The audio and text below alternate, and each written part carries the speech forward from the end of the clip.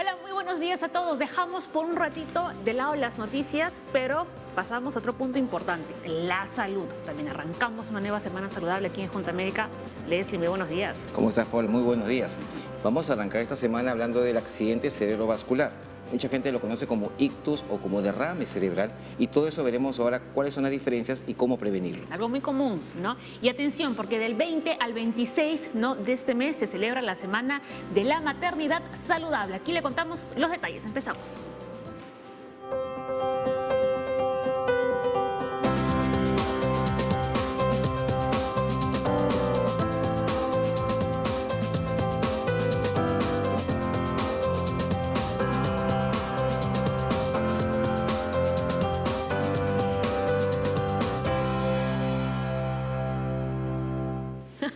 Repasamos como todos los días, ¿no?, los temas que vamos a abordar hoy aquí en la Junta Médica. ¿Qué tal tu fin de semana, Leslie? Todo bien, todo tranquilo. Te veo un poco cansado.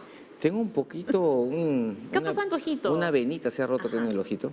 Menos mal que estamos en la Junta Médica, ¿no? Y acá voy a Para hacer que te mi puedan consulta de todas atender. maneras. Sí, estas venitas pueden romperse a veces, puede ser por un poco de presión alta o muchas razones incluso que no tiene mayor trascendencia. Lo único que hay que esperar es que baje nomás. Ahí está, muy bien, Así que muy bien. tranquilo. A ver, hoy hablamos del ACV, del accidente cerebrovascular. Algo bastante común realmente, ¿no? Sí, en adultos mayores sobre todo, básicamente vamos a ver ahora que prevenirlo con una buena dieta, ejercicio, factores de riesgo, es algo que podemos evitar porque ya que tengamos un accidente cerebrovascular va a tener demasiadas secuelas, hay que prevenirlas. Muy bien, también como les había comentado, del 20 al 26 de mayo se celebra la Semana de la Maternidad Saludable, Segura y Voluntaria. Arrancan estas campañas, ¿no?, para prevenir la anemia también en las gestantes. Sí, sobre todo lo interesante de la campaña que ahora vamos a incidir en la parte de la anemia. Sin embargo, hay que recordar que toda gestante tiene sus controles obligatorios por parte del Ministerio de Salud. Además, tenemos una nueva nota, ¿no?, en la Ruta de la Salud de Aura sobre la silla de ruedas. ¿Realmente nuestra ciudad, nuestra capital, es inclusiva con aquellas personas que utilizan sillas de ruedas? No, realmente yo creo que no. Yo tengo familiares que se usan silla de ruedas y cuando yo he transportado a estas personas, no hay bajadas, no hay subidas, la gente no para, los carros pasan, no te dan pase, es bastante caótico a veces. Así es, ahí en la nota lo vamos a ver, ¿no?, con mayor detenimiento, a ver si se cumplen o no se cumplen los parámetros establecidos. Así es. Muy bien, arrancamos. A ver, Les, coméntame esta noticia, ¿no?, que según la OMS se producen 2,2 millones de muertes al año por accidentes cerebrovasculares debido a la contaminación del aire. Sí, interesante, ¿no? Porque imagínate países como México que tiene pues una contaminación bastante alta, estarían pues todos muertos todos los días. Sí, realmente la contaminación te va a tener pues muchas partículas muy pequeñitas que como estaba hablando con nuestros invitados o pueden hacer un poco de inflamación a nivel de los vasos sanguíneos. La contaminación muchas veces va a atacar a los pulmones donde se van a quedar estas partículas, enfermedades alérgicas, cardiovasculares, neurológicas, de tal manera que un aire más puro prevendría que estos vasos sanguíneos puedan inflamarse. Entonces la idea acá es aire puro, menos contaminación, mejorar la calidad de los combustibles, mejorar que la gente vaya en bicicleta, que no utilice ahora mucho automóvil, porque eso hace que el aire se pueda limpiar y por lo tanto nuestros vasos sanguíneos se puedan mejorar y estar más tranquilos. No, y justo Leslie estaba diciendo que estaba conversando con nuestros invitados, y sí, porque los médicos de la Junta Médica están aquí también desde tempranito, ¿no?, para hablar sobre un tema tan importante como es el ACV. Los vamos a ver ahora a continuación al doctor Carlos Pino, cardiólogo, ¿no?, del Hospital 2 de Mayo. Le dijimos el día viernes: doctor, vuelva usted cuando quiera, vuelva pronto. Fíjese lo obediente que es, que volvió el lunes. Sí. ¿No?, que hablamos de la hipertensión justo el día viernes. Y también nos acompaña el neurólogo Enrique Nájar del Hospital Cayetano Heredia. Con ellos enseguida vamos a conversar todo sobre el ACV. Ya lo saben, pueden empezar a enviar todas sus consultas a las cuentas de la Junta Médica, o si no, pueden llamar a nuestra línea médica, que es el 619-0747. Aún no nos vamos, no nos pongan la música de que ya nos vamos al corte, porque todavía tenemos para conversar. Tenemos para rato. Así es. Decíamos que hoy arranca, ¿no?, esta Semana de la Maternidad Saludable hasta el 26 de mayo. Así es. Normalmente toda gestante que está en el Ministerio de Salud pasa por varios controles. Dentro de los controles que tienen es ver cómo está la hemoglobina, ver la parte serológica para ver lo que es VIH y sífilis, de tal manera que nos aseguramos que los niños puedan nacer bien. Sin embargo, hay muchas gestantes que no van a sus controles. La idea ahora de la campaña es, vamos a reforzar la parte del consumo de hierro, los alimentos ricos en hierro, consumo de ácido fólico para lo Claro. que es el sistema nervioso, pero que necesitamos que vayan. Muchas gestantes, aunque no lo creas, Paola, gente que vive a una cuadra del hospital Y y no no va. tiene ni un control. Y tú dices, pero ¿por qué no va? Es gratuito, lo cubre el SIS, le dan la medicación, se hacen los exámenes gratis, pero no van porque no tienen tiempo. Y después pasa algo con el bebé. Y todas las gestantes que tienen buenos controles, los bebés nacen saludables, nacen con buena hemoglobina y sin ninguna complicación al nacer. Claro, ¿no? El día de mañana justo tendremos aquí en el estudio de Junta Médica a una vocera, una representante del Ministerio de Salud, para que nos explique bien, ¿no?, todo lo que se está realizando en esta semana. Tenemos un cronograma, ¿no?, de las diversas actividades que se van a realizar en la Semana de Maternidad Segura, pero en concreto el 25 de mayo, atención, futuras mamás, hay una feria gastronómica, Come Rico Sin Anemia, ¿no?, que se va a celebrar en San Juan del Lurigancho, ¿no? Y justamente no es para que le puedan brindar toda esta información necesaria. Mañana, como les digo, contaremos con una vocera del MINSA, ¿no?, para que nos pueda explicar muy bien todo este tema y les vamos a dar, ¿no?, los lugares donde se van a celebrar, Claro. ¿no?, las diversas actividades para que ustedes puedan acudir también. Paola, y recuerda que el lema va a ser gestante sin anemia, bebé con futuro.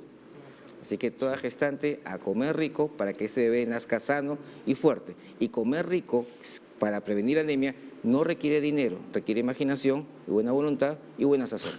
Perfecto, muy bien. Mejor no lo habías podido, Por supuesto. no lo puedes haber dicho.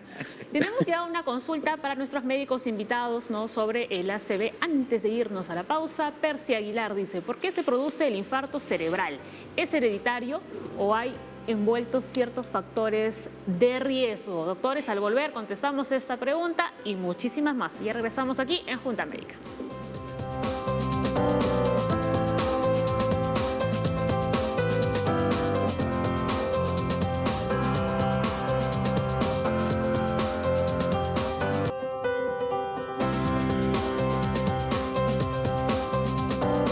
Vamos ya con nuestro tema del día, el ACV. Es una de las principales causas de discapacidad en el mundo. Puede presentarse a cualquier edad, aunque existe mayor riesgo en los adultos mayores. El ACV se produce cuando se interrumpe el riego sanguíneo a una parte del cerebro o cuando ocurre un derrame de sangre en el cerebro o alrededor de él. ¿Ustedes consideran que la contaminación es un factor de riesgo también para...? Es un factor de riesgo, sí, pero no es el más importante para prevenir esta condición. Consideramos que el manejo adecuado de la presión arterial en nuestra población es lo que podría menguar bastante la frecuencia de esta condición. Y el ACV es la segunda causa de mortalidad en nuestro país y es la primera causa de discapacidad.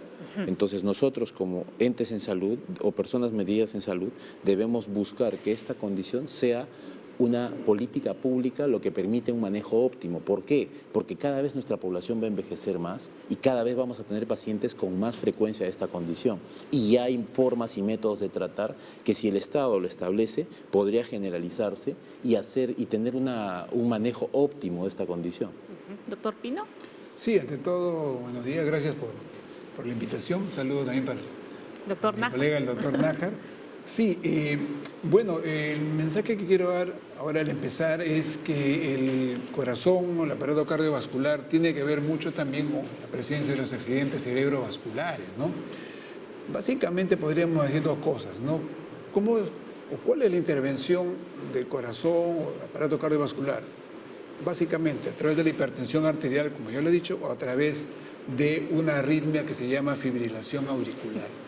De la hipertensión arterial ya hemos hablado bastante, yo creo que los televidentes ya conocen, pero la fibrilación auricular es una arritmia que también tiene ciertos factores parecidos a los factores de riesgo cardiovascular en general, que en pocas palabras lo que produce son coágulos dentro del corazón, específicamente en la aurícula izquierda, y que van a migrar, van a salir de la aurícula izquierda, pasan al ventrículo izquierdo y después a través de la aorta se pueden ir al cerebro.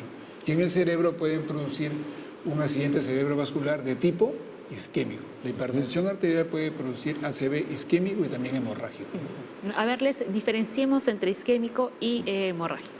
Bueno, como menciona el doctor Pino, la idea es que tenemos el cerebro, imagínate el cerebro como si fuese un fondo, una chacra, por decirlo así, ¿no? Y tenemos canales de regadío que va a ir a regar cada sector.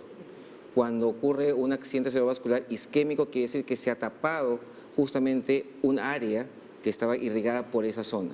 Por eso que hay personas que cuando tienen un accidente cerebral isquémico pueden no mover el brazo derecho, otros no mueven el brazo izquierdo, otros quizás la pierna, porque va a depender de la zona donde está bloqueado justamente esto. Y la parte hemorrágica implica que se rompió esa arteria del cerebro y se salió sangre en esa zona. Y obviamente va a inundar también un área que se supone que tiene una labor específica y esa labor específica se va a bloquear por ese momento. ¿Cuál es el pronóstico de una persona que sufre un ACV isquémico y una persona que sufre un ACV hemorrágico? Va a depender de la extensión de la lesión en el ACV isquémico. En nuestro país tenemos una casuística distinta a la americana. Nosotros tenemos aproximadamente 25% de pacientes con ACV hemorrágico y un 75% con ACV isquémico. Eso es uno. Y el grado de lesión o el pronóstico del sujeto va a depender de, uno, la extensión de la lesión. Mientras más grande sea la lesión, peor condición va a quedar. Segundo, los ACVs isquémicos pequeños tienen una buena evolución y van muy bien. Los ACVs hemorrágicos tienden a ser más agresivos, tienen mayores tasas de mortalidad. Esta condición, en general, el ACV, tenemos un estudio hecho en Cayetano, en donde aproximadamente 21% de la población fallece luego de un primer evento al año. En el momento agudo, entre 10 y 11% van a fallecer en el momento agudo y 21% al año. Eso es uno. Y es la principal causa de discapacidad en nuestro hospital.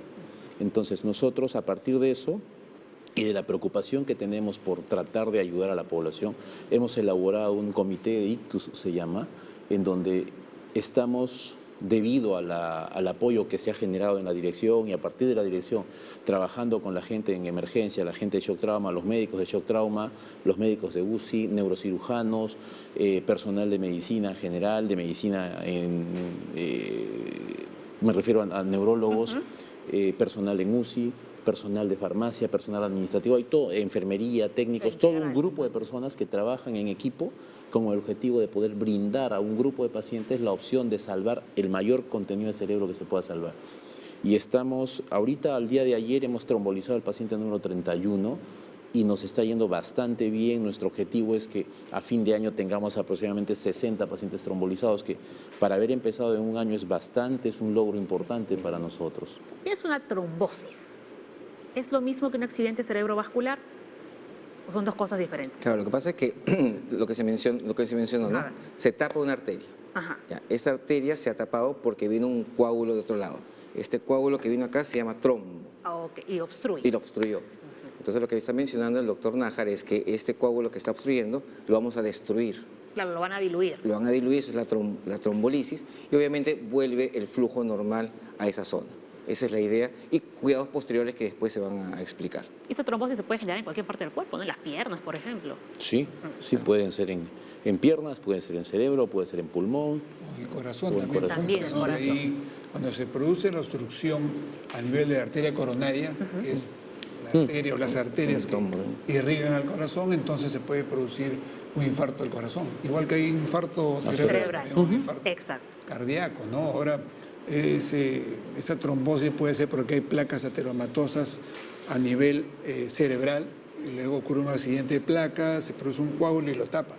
Pero también podría ser, también hay placas ateromatosas a nivel Carótida. de la carótida, ¿no?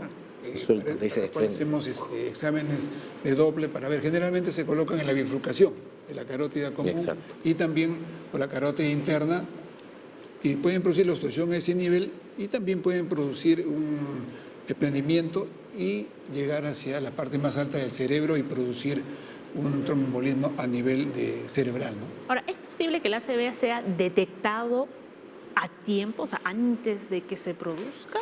A ver, eso es una cosa que tenemos que trabajar con la población. Primero, nosotros tenemos que formar a nuestra población con el objetivo de tener una actitud preventiva.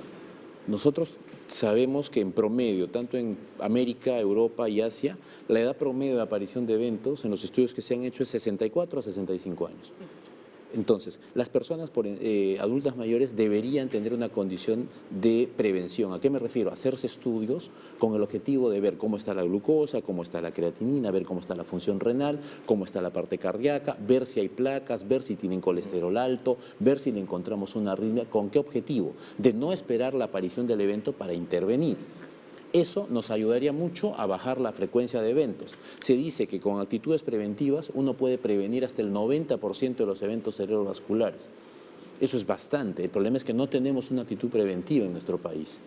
Kiki, ¿puedes decir a las personas que dicen siempre, tengo principios de derrame? Porque creo que se me está adormeciendo la cara, o tengo un adormecimiento por acá, no me estará dando un principio de derrame. ¿Existe eso?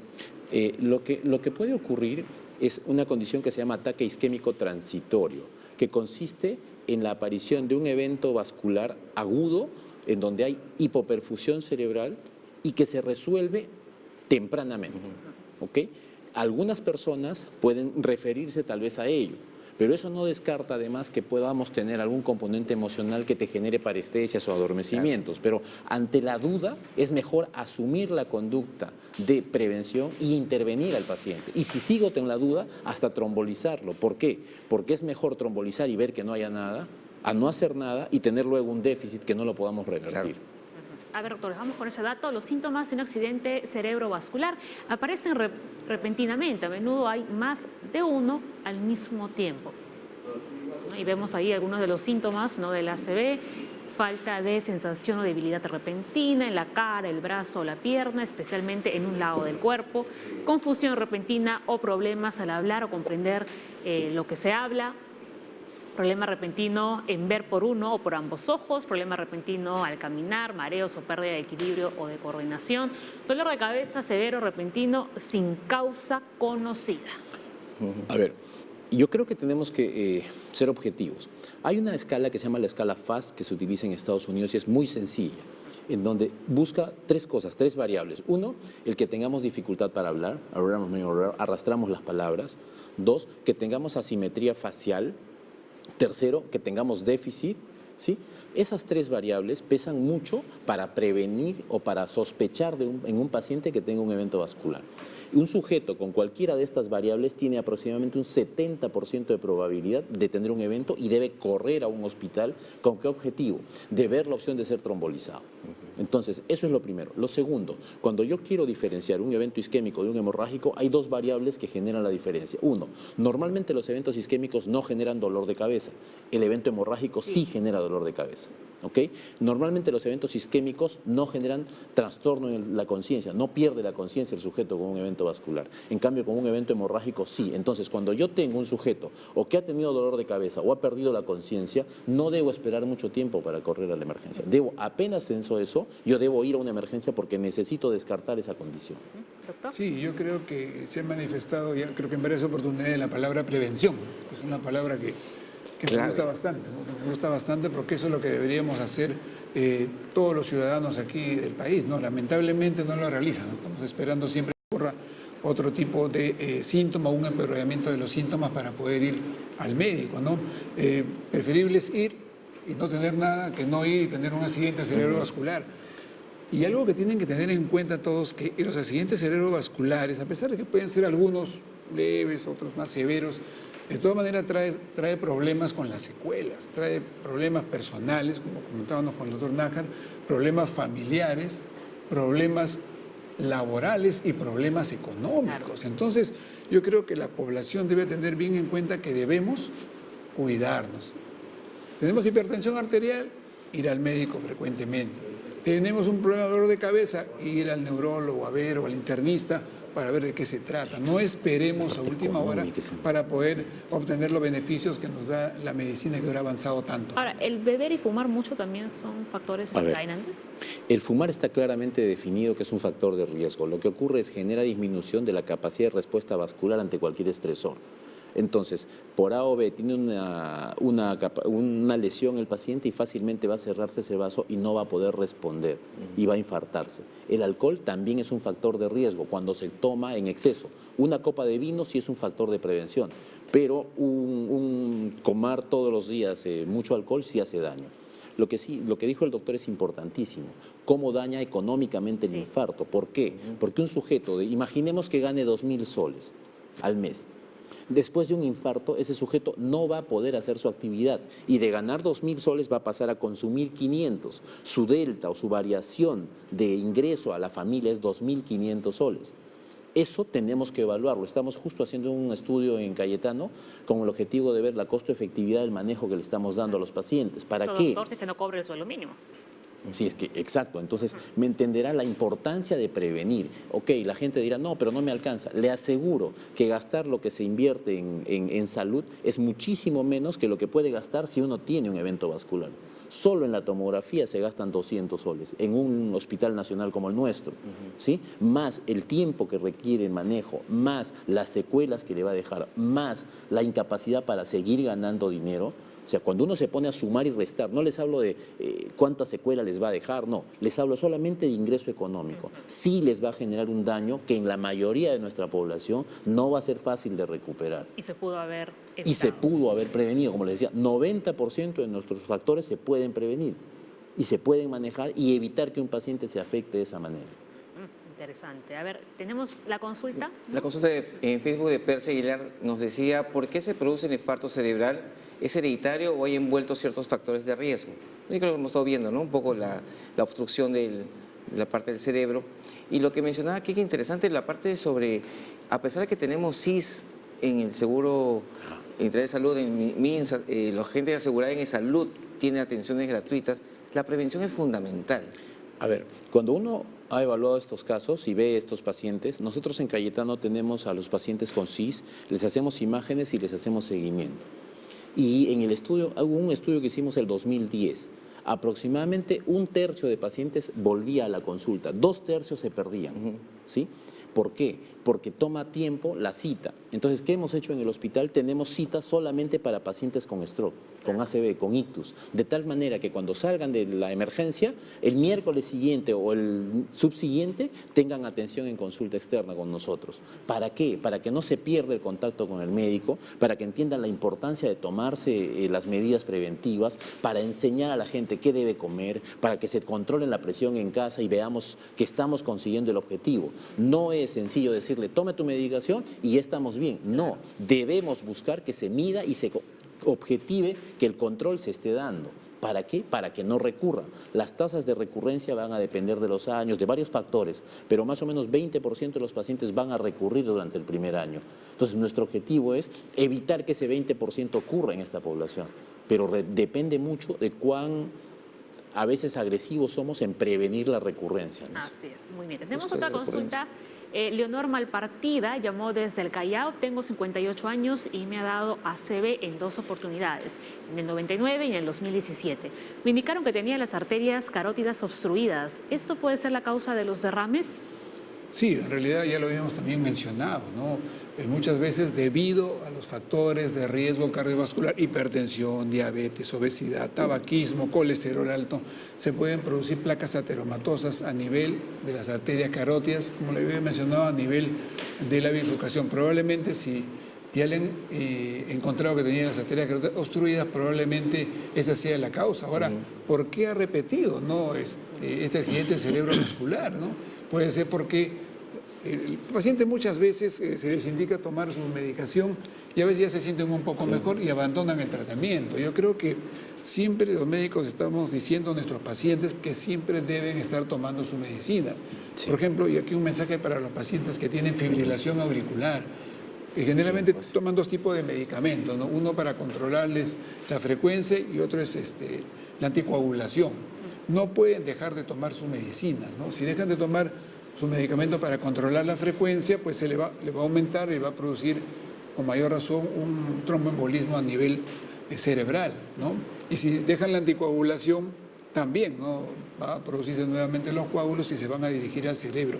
Tenemos que cuidarnos, ¿no? Así como nosotros, y esto va para las personas que no tienen ningún síntoma, nada. Así como nosotros nos preparamos una vez al año para celebrar nuestro cumpleaños, ¿no? Estamos pensando qué hacer, a quién le vamos a invitar, y eso significa dinero. Claro. Significa dinero, ¿no? Como lo planificamos. También planifiquemos una vez al año, para los que no tienen problemas cardiovasculares, Una visita. una visita al médico, al preventiva. cardiólogo, al neurólogo, ¿no? También planifiquemos con ese mismo entusiasmo. Es que hay gente que dice, ay, pago mi consulta y no me salió nada. Así es. Ujú, sí.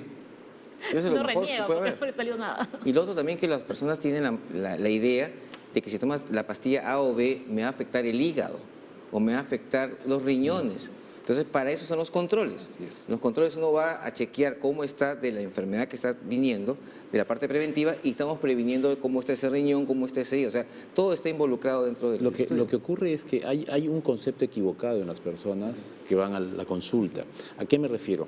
Ya estoy bien, debo suspender la medicación. Lo que deben entender es que ya están bien porque están tomando la medicación. Por ejemplo, le dan manejo del colesterol.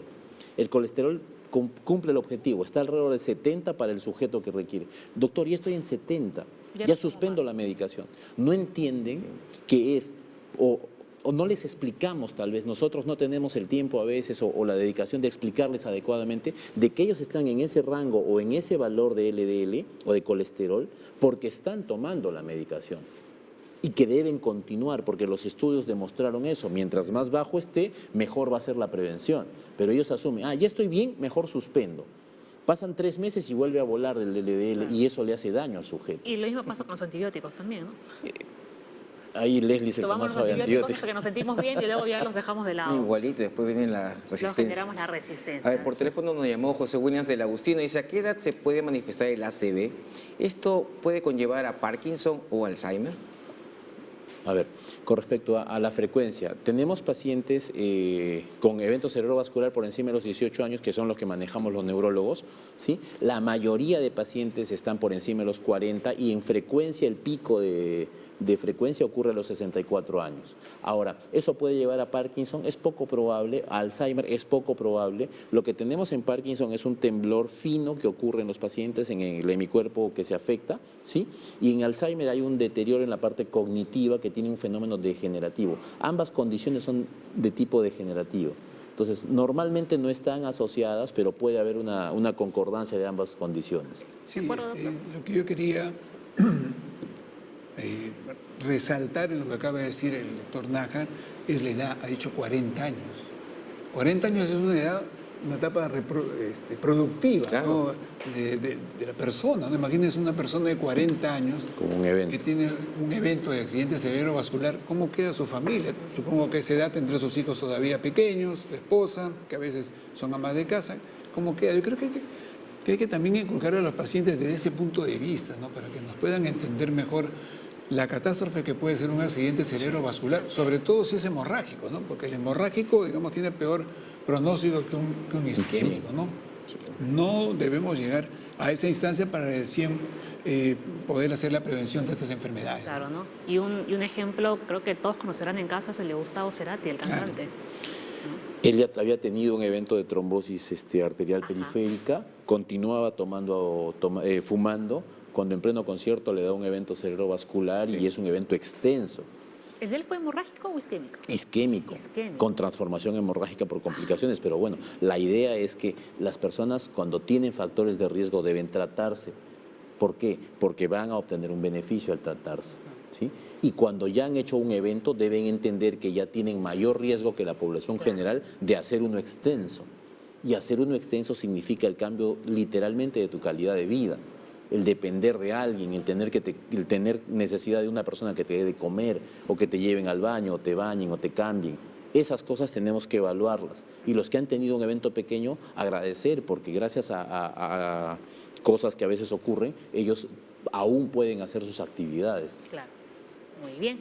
Hacemos una brevísima pausa, doctores. Enseguida regresamos con ustedes. Pausa en Junta Médica y ya regresamos.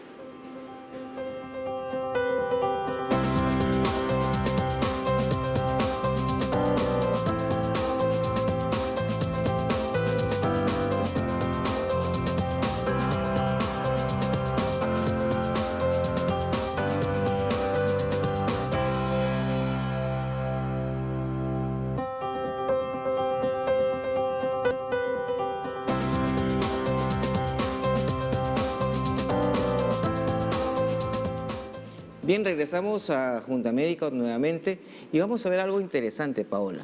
Hay muchas personas que utilizan silla de ruedas, hay que transportarlos en carros, hay que transportarlos en transporte público, en el metropolitano, en el tren, pero tienen muchas dificultades. Vamos a ver una nota interesante de Aura que nos ha preparado para ver qué está pasando con las personas que necesitan nuestra ayuda y que están en silla de ruedas. Adelante, por favor. Vamos a ver.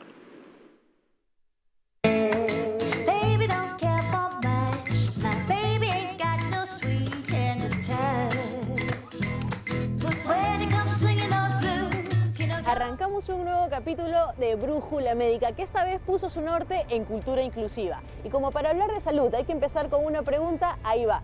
¿Es Lima acaso una ciudad preparada para las personas con diferentes discapacidades? No lo sabemos, pero necesitamos a un especialista para resolver esa pregunta, así que vamos a buscarlo.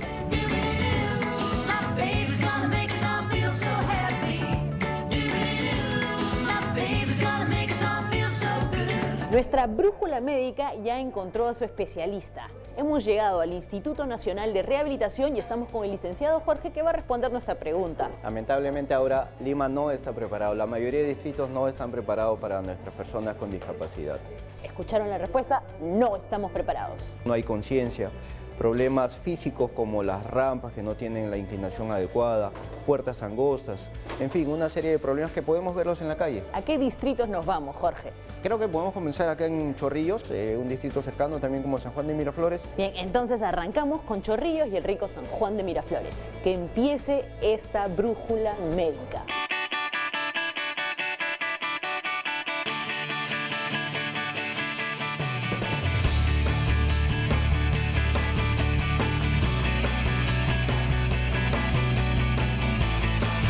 Llega un usuario con su silla de ruedas y está en el filo de la vereda, pero no tiene cómo bajar, ¿no? Entonces tiene que esperar a que si alguien viene a ayudarlo. Entonces llaman al que pasa, a uno, a dos o tres, y entre las 3 o 4 personas cargan una silla de ruedas. Entonces imagínate la necesidad de esa persona, ¿ya?, para bajar esa vereda, de tener a 3 personas que carguen su silla.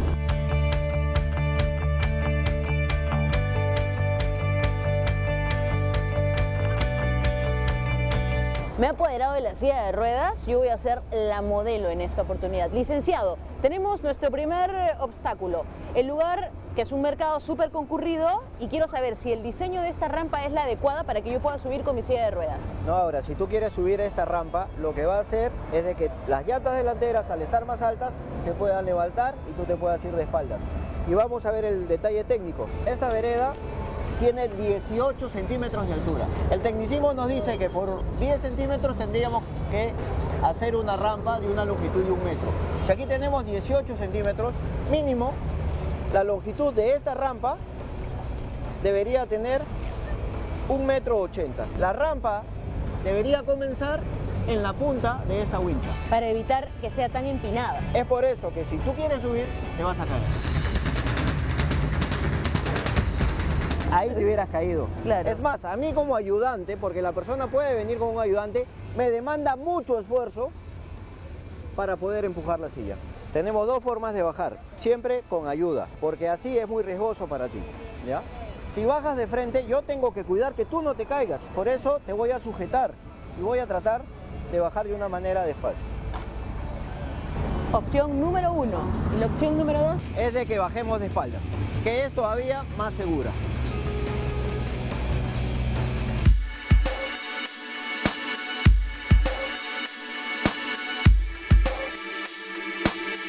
Por ejemplo, licenciado, ahorita acabamos de bajar una rampa, sí, ¿no? Al menos, o sea, tenemos escaleras, pero al menos nos dieron una rampa. Hay la opción de una rampa. Entonces, eso es lo más adecuado. Sí, es lo adecuado, esa rampa tiene una medida adecuada, hay un descanso, pero vemos de que hay un objeto que obstaculiza el libre desplazamiento. Nuevamente hablamos de la conciencia de las personas antes de la prevención. Exacto.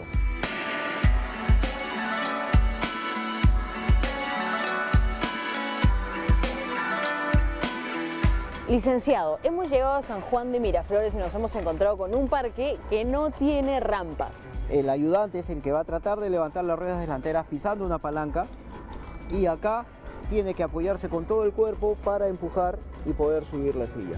Un procedimiento bastante difícil por la altura de aproximadamente 25 centímetros de la vereda. Bien, Y en el caso de que la persona domine la silla de ruedas, ¿cómo podría hacerlo? Tendría que hacer un procedimiento que se llama caballito. El licenciado es un experto haciendo caballito, así que por favor, la silla es toda suya.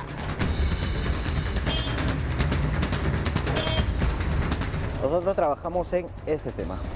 Claro. Subir las llantas delanteras y aquí es donde yo tendría que usar mi fuerza.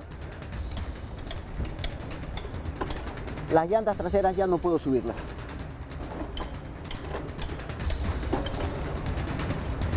Y tengo que abortar mi cometido. Abortamos misión. Imposible de subir una vereda de 25 centímetros.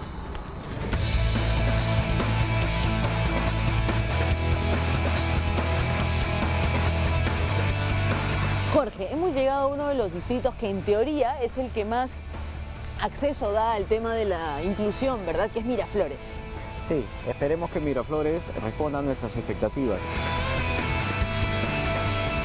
Jorge, tenemos una rampa. Muéstranos, ¿qué vas a hacer? A ver, probemos cómo está la dificultad. ¿Qué tal?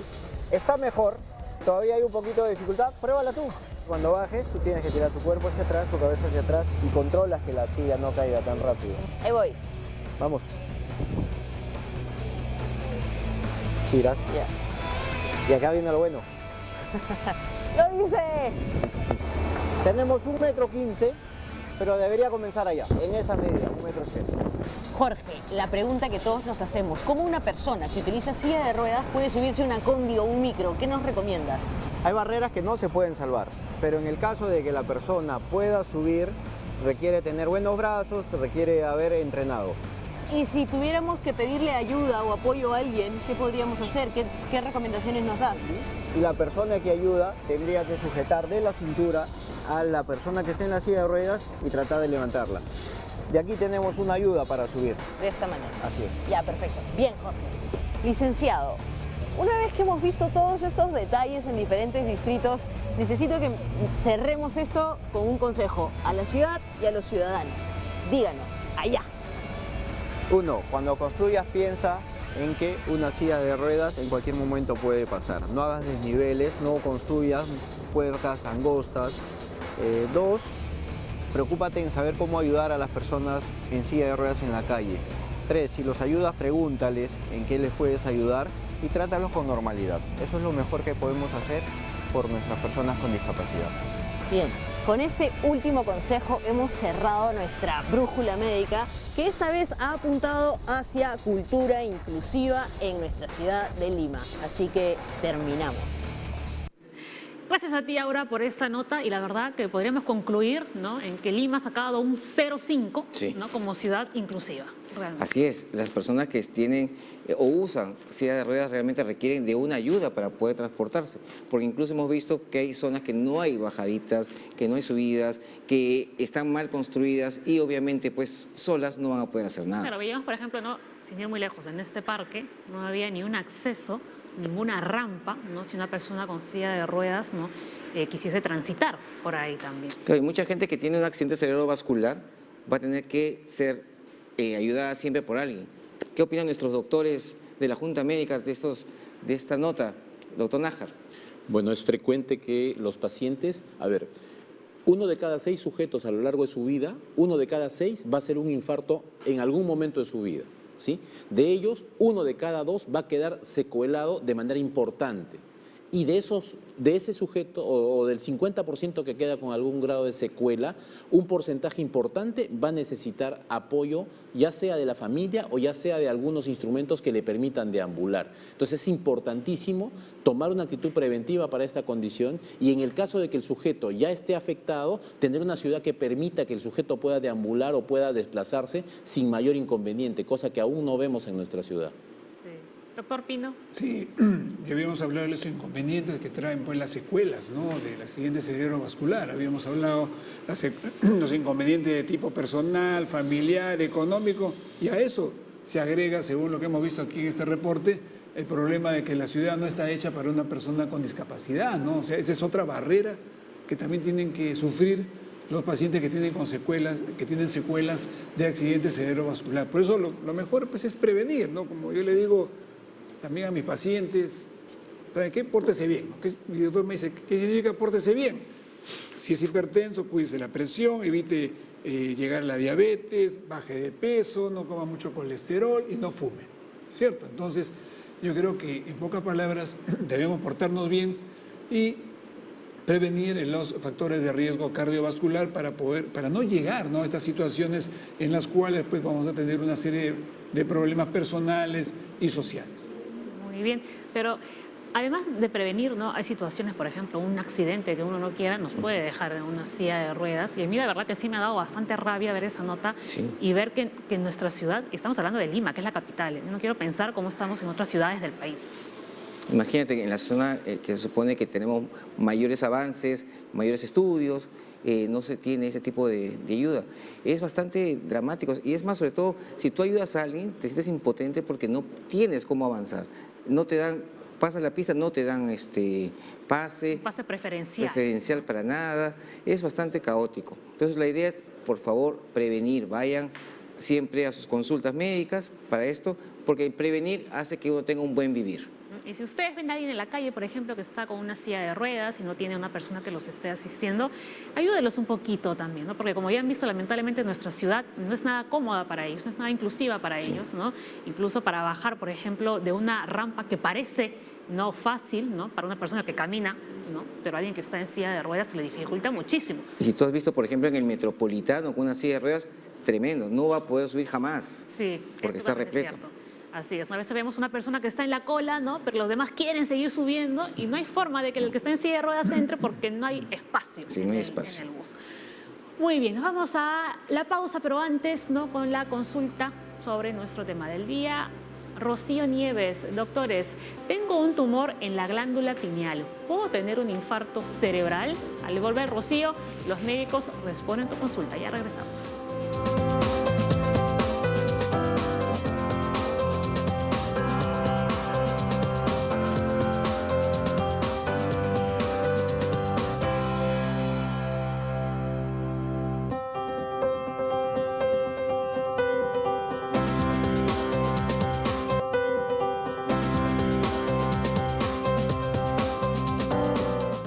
Comenzamos ya con el consultorio express que nos gana el tiempo aquí en el programa. Rocío Nieves, tengo un tumor en la glándula pineal, ¿puedo tener un infarto cerebral, doctores? Es poco probable que ella tenga un infarto a partir de una tumoración a nivel de la glándula pineal. Lo más probable es que esto tenga que ser manejado con neurocirugía y se define el manejo, ya sea observacional y ver en el tiempo qué tasa de crecimiento tiene, o si es muy grande, cirugía, tomar una decisión. Pero que eso, a partir de una afectación de la glándula pineal, tengamos un infarto, es poco probable. Muy bien, ¿de acuerdo? Sí, no hay problema, ¿no?, manifestar lo mismo que ha dicho el doctor Nájar. No crece la glándula pineal, pero no va a producir pues un accidente cerebrovascular, ¿no? Del Facebook, Sonia Bardón nos dice, mi hijo tiene 17 años y a los 6 le diagnosticaron un quiste aracnoideo. ¿Él tendría riesgo de accidente cerebrovascular? El quiste aracnoideo es una condición altamente frecuente en nuestra población, se ve de manera ciertamente frecuente en la consulta cuando los sujetos piden imágenes para controlar alguna condición y no está asociado a la presencia de un evento cerebrovascular. También, a ver.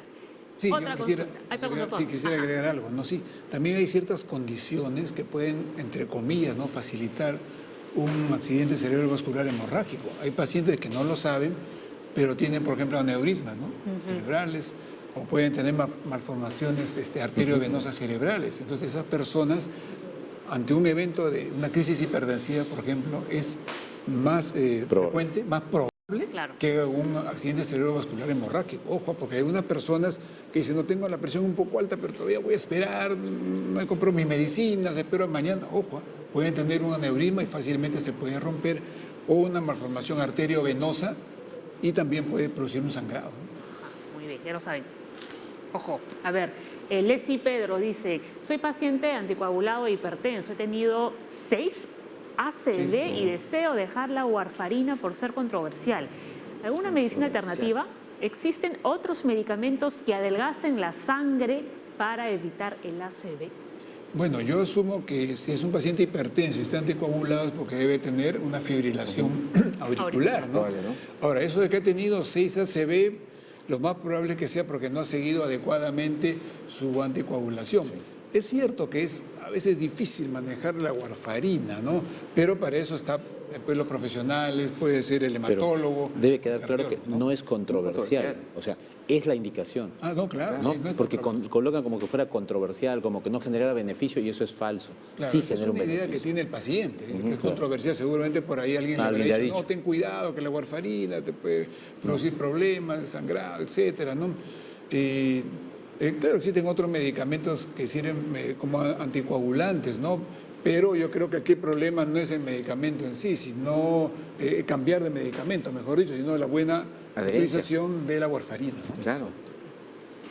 Claro, porque muchos pacientes, eso es cierto, muchos pacientes que usan warfarina la dejan de tomar o usan los medicamentos para la fibrilación auricular y como ya no sienten la palpitación, dejan la medicación. No, deben entender que con eso disminuyen su riesgo en 60% de hacer un evento. Entonces, deben ser anticoagulados y de manera óptima. ¿Qué es eso? Conseguir el INR en rango correcto. Pero el paciente con una condición en donde, como fibrilación auricular y que toma warfarina en forma óptima, es lo mejor que le puede pasar, controlarse regularmente y acudir a sus controles. Sí, y va muy bien. Mariel Lapel dice, ¿el angioma venoso que da síntomas como el dolor de cabeza puede producir un accidente cerebrovascular? A ver, un angioma venoso es una malformación pequeña de la parte vascular. Cuando ésta se rompe, sí puede dar un evento cerebrovascular. Es poco frecuente, pero sí puede ocurrir. Ahora, que el angioma venoso dé dolor de cabeza es poco probable. Puede estar asociado a un dolor de cabeza de tipo tensional. Cuando se rompe el angioma, ahí sí podemos tener un evento hemorrágico y sí dar dolor de cabeza. Pero no es normal que aparezca ese síntoma, digamos, el dolor de cabeza. Es que es frecuente. Si uno le pregunta a la gente de todo el grupo que está aquí en el set, ¿cuántas personas han tenido dolor de cabeza? Les aseguro que por encima del 95% han hecho dolor de cabeza. Y no significa eso necesariamente que el angioma Claro. cause el dolor. A ver, otra consulta. Vamos con la siguiente. Veamos. Esto nos llegó a través del Twitter. Rolando dice, ¿es posible una hipertensión solo a nivel de la cabeza? A veces siento que las venas de la cabeza me revientan. Bueno, bueno, no creo que esté hablando acá de hipertensión arterial en general como una enfermedad sistémica, ¿no? Porque la hipertensión arterial puede comprometer muchos órganos. Probablemente se está refiriendo a una hipertensión endocraniana, doctor. Exacto. Probablemente tenga que hacerse estudios para definir exactamente lo que está definiendo el paciente. Él coloca como hipertensión y si nos refieren eso uno va a pensar que es hipertensión arterial. Pero también existe el término hipertensión endocraniana y hay que estudiarla para poder definir si eso es lo que está generando el dolor de cabeza al paciente. Muy bien. Vamos con más consultas. Más preguntas. Desde el Twitter, Sarita Arias dice, ¿a qué se debe el dolor de pecho y espalda junto al hombro izquierdo que no me deja respirar? Bueno, aquí entramos lo que se llama síndrome de dolor torácico, ¿no? Nosotros sabemos, usted mucho mejor, doctor, que es una caja de Pandora, ¿no? Teniendo pocos datos, pues podemos hacer una serie de elucubraciones a qué se debe ese dolor de pecho, ¿no? Puede ser desde un dolor simplemente articular, puede ser un dolor a nivel pulmonar, un dolor muscular, cardíaco, puede ser muscular, ansiedad. hasta ansiedad puede ansiedad, ser, ¿no? Es por eso que ante el dolor de pecho, eso sí, como medida preventiva, puede ir al médico. Puede ser desde un simple dolor no articular hasta ser probablemente una angina de pecho, pero necesitamos pues mucho más información y para eso tiene que acudir al médico, al cardiólogo, para que pueda hacer un buen diagnóstico y unos buenos exámenes auxiliares, ¿no? A ver, otra consulta. Lizeth Morales dice, a mi papá le colocaron una prótesis en la rodilla izquierda y al mes le dio un ACV. Cuando le hicieron los análisis posteriores no determinaron la causa exacta. ¿Puede haber influido la colocación de esa prótesis? A pesar de las terapias, su evolución en movilidad de la pierna es lenta. A ver, el hecho de que un sujeto haya hecho un evento posterior a un procedimiento quirúrgico no genera necesariamente una relación de causalidad entre el procedimiento y el evento. Probablemente el señor, cuando ya le han hecho la prótesis, el cambio de prótesis, ya tenía factores de riesgo. Lo que ocurre es que cuando tenemos estresores como la cirugía misma, los eventos pueden ocurrir, pero no necesariamente como causal. ¿Sí? Por ejemplo, los sujetos que hacen infecciones, se ha visto que en los sujetos que hacen eventos cerebrovascular, la frecuencia de infecciones durante el mes previo al evento es mayor. Entonces uno podría achacar el hecho de que la infección ha generado el evento. No, lo que genera son cambios a nivel de la reactividad vascular que terminan generando al final un evento, pero no como relación causa-efecto. Vamos con la siguiente consulta, también del Facebook. Fabiola, en enero tuve un infarto cerebral, actualmente estoy con tratamiento. ¿Hay probabilidad de un segundo suceso del infarto? Con respecto a recurrencia en evento cerebrovascular, se sabe que más o menos el 20% de sujetos con un evento cerebrovascular van a recurrir. La idea es que en los primeros 3 meses tengamos una actitud muy agresiva con el manejo de los riesgos. ¿Para qué? Para que la tasa de recurrencia sea baja o disminuya. ¿Sí? Entonces, el señor que refiere esto, o la señorita Fabiola, sí tiene riesgo de recurrencia, pero ya han pasado los momentos más agudos, que son los 3 primeros meses. Pero tiene que ir a su médico tratante para controlar la presión, controlar el peso, bajar el colesterol, hacer una dieta adecuada, hacer actividad física, que permitan que sus riesgos sean los menores posibles. Sí, hace unos momentos también nos hicieron una pregunta en la cual decían que había tenido 6 ACV. Eso quiere decir que sí, puede tener 2, 3, 4, 6 ACV. Generalmente es por una falta de un tratamiento adecuado por parte del paciente que no toma su medicina, se descuida, ya se siente mejor y puede recurrir nuevamente al accidente cerebrovascular, ¿no?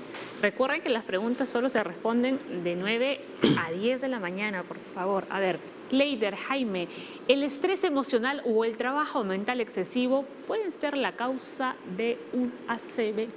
Justo hablaba con el doctor hoy día y hablábamos de que la gente que trabaja mucho, no por el hecho de trabajar mucho, sino por el estrés que se asocia a esto, puede terminar haciendo un evento vascular. Sí, eso sí se conoce y sí se ha visto, pero no es como una relación directa, sino que lo que ocurre es que muchas veces el sujeto que hace un evento tiene como condición previa ser hipertenso. Claro. Y el estrés emocional sí permite las fluctuaciones de la presión.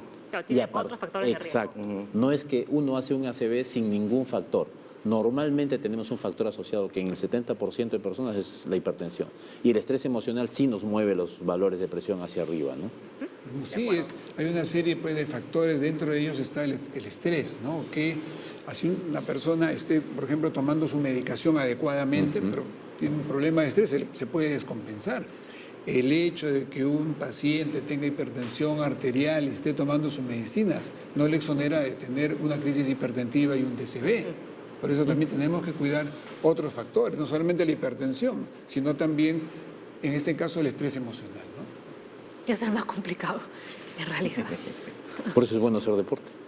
Sí, para liberar un poco toda esa carga. A ver, doctores, las 10 de la mañana, nos quedan 4 minutitos. Las recomendaciones finales, aunque creo que ya las han dicho varias veces aquí en el programa, pero vamos a remarcar antes de irnos. Primero, yo lo que busco, o que creo que el equipo en el hospital está queriendo, es que nuestro país tenga una actitud que intervenga el ACV. Uno, que permita que esta condición sea que a partir del ACV desarrollemos una política pública que permita que las personas puedan ser beneficiadas con procedimientos que ya se conocen y tienen evidencia sólida de beneficio, ¿sí? Eso es uno. Segundo, promover que en los hospitales tengan unidades de ictus que permitan el manejo adecuado de los pacientes, en donde tenemos un equipo multidisciplinario que trabaja para intervenir tempranamente con los eventos. Tercero, tener una conducta preventiva con nuestros pacientes y que puedan manejar los diferentes factores de riesgo que ya se conocen y que generan una incidencia mayor de evento cerebrovascular. Creo que esas serían las 3 atingencias que haría para mejorar nuestra condición de salud y que nuestra población se beneficie de la intervención de los médicos. Claro que sí, doctor Pino. Sí, yo creo que con las opiniones que hemos dado en este programa, yo creo que nuestros televidentes deben tomar conciencia, ¿no?, de que este problema de los accidentes cerebrovasculares pueden traer como consecuencia un problema devastador en los pacientes, ¿no? Problemas de tipo, como le digo, social, personal, económico sobre todo, ¿no? De tal manera que la prevención, siempre todos los programas que me invitan, siempre menciono varias veces la palabra prevención. Debemos prevenir, no esperar tener los síntomas o tener una secuela para recién darnos cuenta de que debemos haber estado tomando nuestros medicamentos y cuidándonos, ¿no? Siempre separemos nosotros un tiempo y algo de economía para ir a hacer nuestros chequeos preventivos al hospital, ¿no?, ya sea en las diferentes especialidades, neurología, cardiología, medicina interna, etcétera. Creo que deberíamos tener unas letras aquí en la mesa, ¿no? Prevención, ¿no? Que conforme prevención, para que no se nos olvide en todo el programa.